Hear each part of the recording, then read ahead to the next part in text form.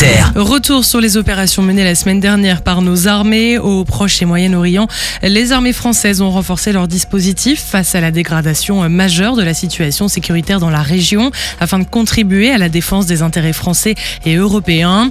En Méditerranée orientale, après une frappe de drone iranienne visant Chypre, une frégate de la Marine nationale a été engagée dans la défense aérienne de l'île.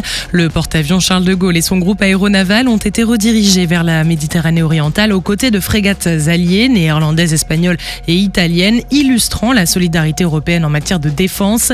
Un porte-hélicoptère amphibie et une frégate légère furtive ont rejoint dans un deuxième temps la zone, tandis que des moyens de défense aérienne ont été déployés à Chypre.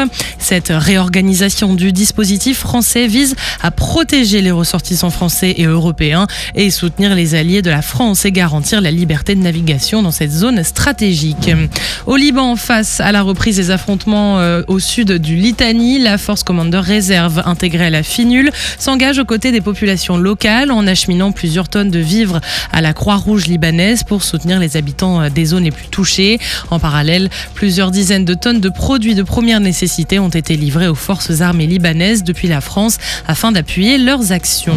Au Levant, dans le cadre de l'opération Chamal, les forces françaises poursuivent leur mission. Les avions Rafale ont réalisé 18 sorties opérationnelles en une semaine, contribuant à la protection de l'espace aérien et à la sécurité des emprises françaises dans la région.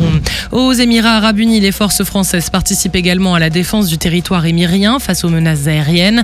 Renforcées par des avions de combat venus de métropole, les Rafales de la base aérienne 104 assurent des missions de défense aérienne, tandis que des systèmes de défense solaire ont été déployés pour renforcer la protection du pays. Et puis, plus au sud, à Djibouti, les forces françaises stationnées sur place assurent la surveillance de l'espace aérien et soutiennent l'effort logistique vers les forces françaises engagées au Proche et Moyen-Orient.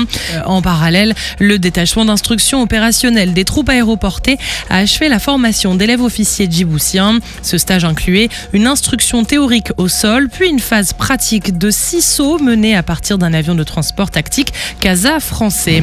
Et puis enfin, dans l'océan Indien, le groupe amphibie Jeanne d'Arc, composé du porte-hélicoptère amphibie Dixmude et de la frégate Aconite, participe à la stabilité régionale et au soutien de leurs alliés en intégrant l'opération européenne Atalanta au large de la Corne de l'Afrique.